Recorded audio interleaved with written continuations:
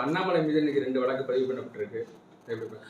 அண்ணாமலை அவர்கள் திமுகவுடைய தவறுகளை தொடர்ந்து வெளிப்படுத்தி கொண்டிருக்கிறார். அதில் திராவிட முன்னேற்ற கழகத்திற்கு அண்ணாமலை அவர்கள் திமுகவுடைய தவறுகளை புள்ளி விவரங்களோடு தொடர்ந்து வெளிப்படுத்தி கொண்டிருக்கிறார். அதன் அடிப்படையிலே வாக்காளர்களுக்கு நிறைய விழிப்புணர்வு ஏற்படுத்தி கொண்டிருக்கிறது.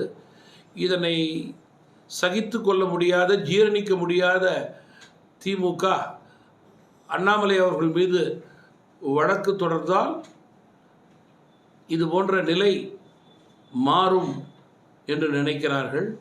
மக்கள் மனதிலே ஆழமாக திமுகவினுடைய தவறுகள் பதிந்திருக்கிறது. எதிர்மறை வாக்குகளை எங்களுடைய தேசிய ஜனநாயக கூட்டணியுடைய தலைவர்கள் மீது வழக்கு போடுவதால் அவர்களால் இனி மாற்ற முடியாது. தமிழ்நாட்டில் எத்தனை இடங்கள் வெற்றி வாய்ப்பு? தற்போது நான் 31 பாராளுமன்ற தொகுதிகளுக்கு தேசிய ஜனநாயக கூட்டணியினுடைய வெற்றிக்காக என்னுடைய சுற்றுப்பயணத்தை மேற்கொண்டிருக்கிறேன். இன்றைக்கு 33 தொகுதிகள் முடிவடையும். தஞ்சையும் பெரம்பலூரும் இன்றைக்கு செல்ல இருக்கிறேன். நாளையும் நாளைய மறுதினமும் ஸ்ரீபெரும்புதூர் தொகுதிக்கு மீண்டும் செல்கிறேன். சென்னை தொகுதிகளுக்கு செல்ல இருக்கிறேன்.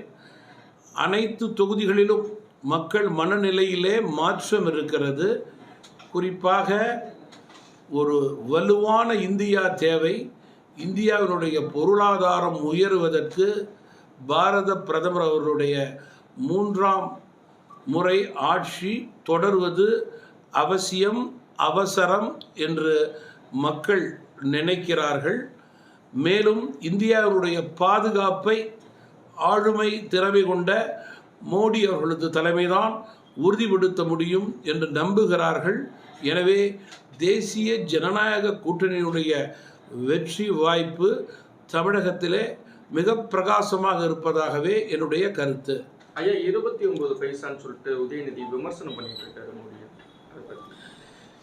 இதை விட கீழ்த்தரமான ஒரு அரசியலை, ஒரு பேச்சை பொறுப்புள்ள ஒருவர் செய்ய முடியாது, பேச முடியாது.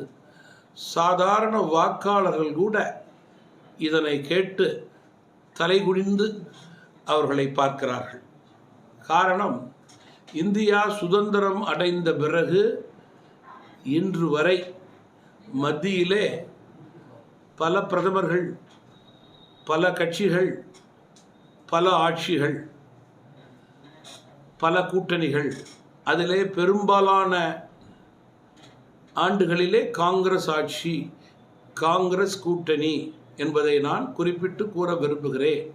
சுதந்திரத்திற்கு பிறகு இன்று வரை இந்தியாவில் உள்ள அனைத்து மாநிலங்களுக்கும் மத்தியிலிருந்து கொடுக்கக்கூடிய பணம் நம்முடைய மாநிலத்தினுடைய வளர்ச்சிக்காக என்று ஒரு கோட்பாடு இருக்கிறது. அந்த கோட்பாடின் அடிப்படையிலே இது கொடுக்கப்படுகிறது. இது தனிப்பட்ட முறையிலே யாரும் தீர்மானிக்க முடியாது.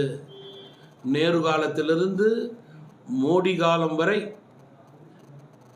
அதற்கென்று ஒரு நிதி, அதனுடைய மேலாண்மை என்பதற்கு ஒரு குழு இருக்கிறது.